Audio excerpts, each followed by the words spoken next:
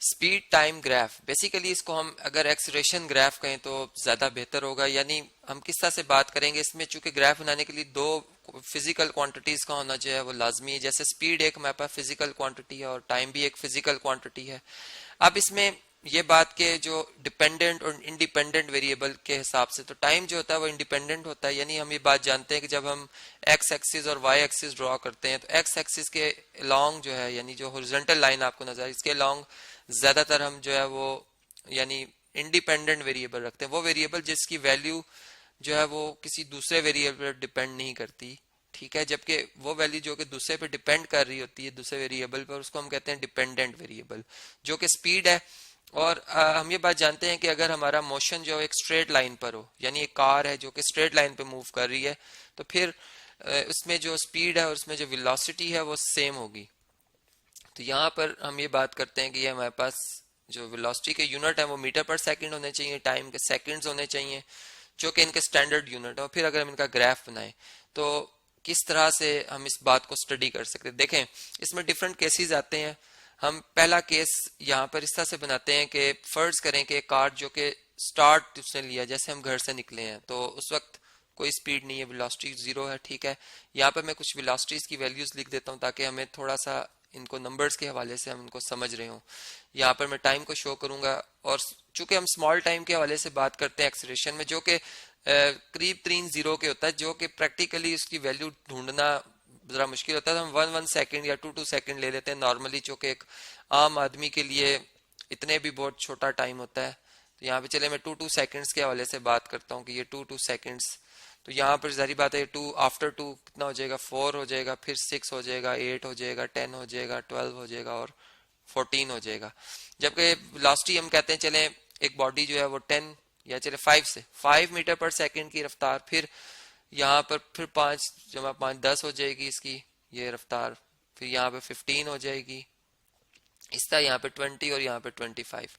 अब ऐसा है कि चूंकि जो केस मैं आपको बता रहा था इसको यहाँ से हम, चूंकि हमने डिफरेंट केसेस के वाले से इसको स्टडी करना है तो हम इसे साथ ही कॉपी भी कर लेते हैं। चलें जी, अब हम ऐसा करते हैं कि वेलोसिटी 0 से स्टार्ट हुई गाड़, और यानी 2 मिनट गुजरने के बाद, या 2 सेकंड, सॉरी 2 सेकंड गुजरने के बाद जो इसकी वेलोसिटी है वो इस तरह से हम देख रहे हैं कि उसमें तब्दीली आ रही है। यानी यहाँ पर अगर वेलोसिटी इस टाइम देखी जाए vf, तो वो कितनी है जी, 5 मीटर पर सेकंड है।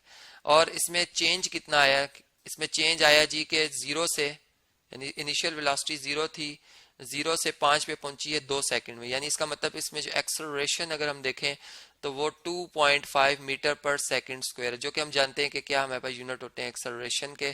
तो ये आ गई। अब अगले लम्हे क्या होता है कि हम अगर यूनिफॉर्म एक्सेलरेशन की बात करते हैं तो फिर अगले 2 सेकंड में भी इसने 5 ही की हवाले से, यानी 5 मीटर पर सेकंड ही की वेलोसिटी इसमें आनी चाहिए। तो यहाँ पर हम यूं कहते हैं कि फर्ज करें, अब यहाँ पर जो है ये हमारे पास क्या जी, ये आप देख सकते हैं कि अब इस टाइम पे भी अगर हम देखें तो इस वक्त जो इसकी फाइनल वेलोसिटी है वो 10 मीटर पर सेकंड है, जबकि यहाँ पर जो इनिशियल वेलोसिटी है वो 5 मीटर पर सेकंड है। इनमें जो चेंज आई है आफ्टर 2 सेकंड वो कितनी आई है, 5 मीटर पर सेकंड आई है। और अगर मैं इसको चेंज इन टाइम से डिवाइड कर देता हूँ जो कि 2 सेकंड गुजरने के बाद है, तो जो एक्सेलरेशन, एवरेज एक्सेलरेशन की हम बात करेंगे तो वो हमारे पास क्या आ जाएगी जी, वो 5/2 मीटर पर सेकंड स्क्वायर ही आएगी, जो कि पहले भी हमारे पास यही वैल्यू आई थी।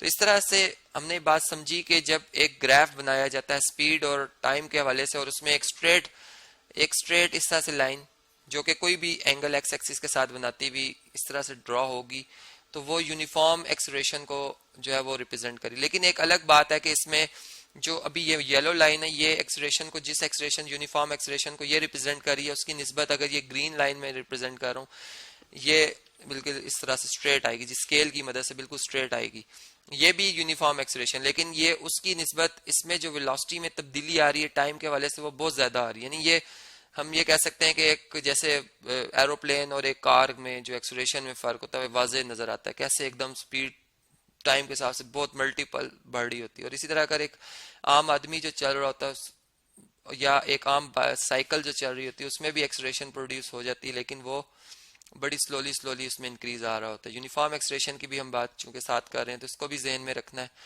कि एक जैसी चेंज आ रही है वेलोसिटी में एक जैसे टाइम के बाद।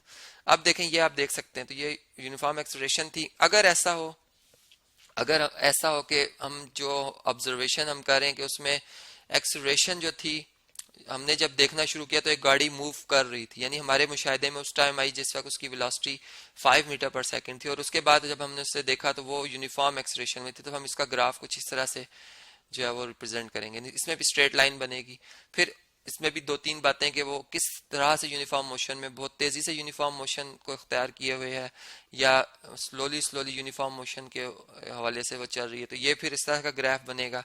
यानी ग्राफिकली जब हम इन बात देख रहे होते हैं तो ये फिर हमें समझ में आती है कि एक्सेलरेशन कैसे यूनिफॉर्म है। अगर फर्ज करें हमने ये देखना है कि जो एक्सेलरेशन है वो नहीं है, तो क्या होगा जी कि बॉडी यूनिफॉर्म मोशन में है। यानी अगर यूनिफॉर्म एक्सेलरेशन, अगर मैं यूं कहूँ कि एक्सेलरेशन जीरो है, तो इसका दूसरा जो मीनिंग होता है वो ये होता है कि बॉडी में जो वेलोसिटी की तब्दीली आ रही है वो एक जैसी आ रही है, यानी वी आई।